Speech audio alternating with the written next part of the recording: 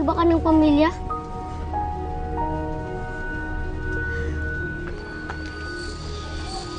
Ding! May napili ka na? Magkano ba to? Itong 4,000. Ito.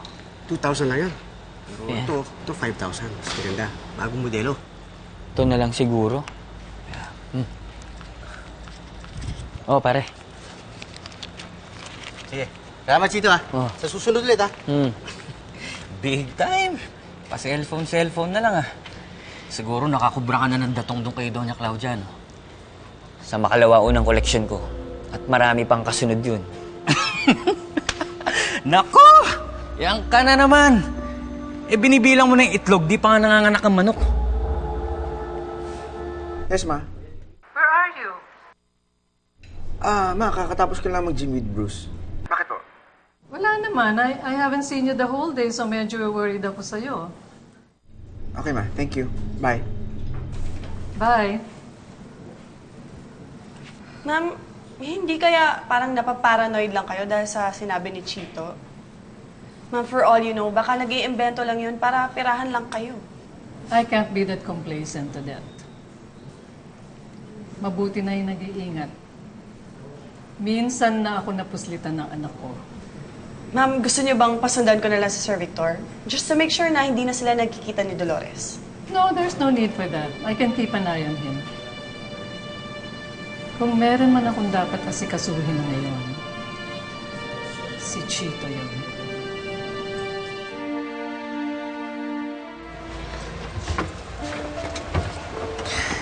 Nakita mo na ba ang tatay mo, Ding, ha? Sasama na ba siya sa atin pa uwi?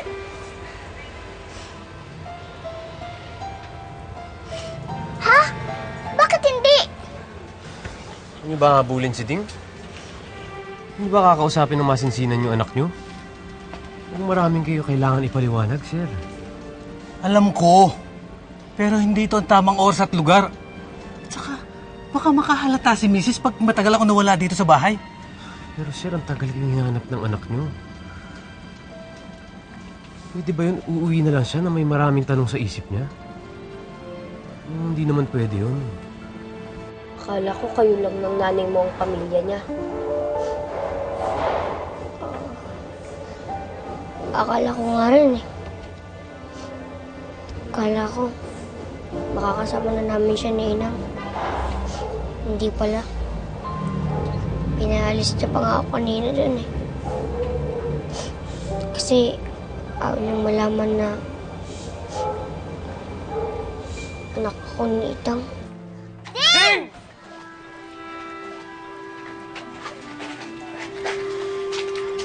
Mga bata, magsiuwian muna kayo. Ako nakakausap kay Ding. Sige po, Mama. Kawawa naman si Ding. Ngayon niya na lang uli makikita yung tatay niya. Pangit pa yung kinalabasan. Oo nga, tsaka pinagandaan niya pa tong araw na to. Tapos mapapaya lang pala siya. Pinagmamalik pa naman niya yung tatay niya. Tapos, ikakaya lang pala siya. Yeah. Okay, I'll see you tomorrow. Iuro mo. Yeah. Oy, sweetheart. Magpagwapo ka ng husto, ha? Yeah, sige.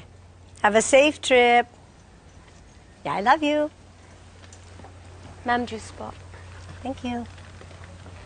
Oh, Dolores.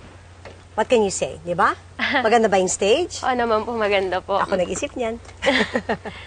Congratulations nga po pala sa inyong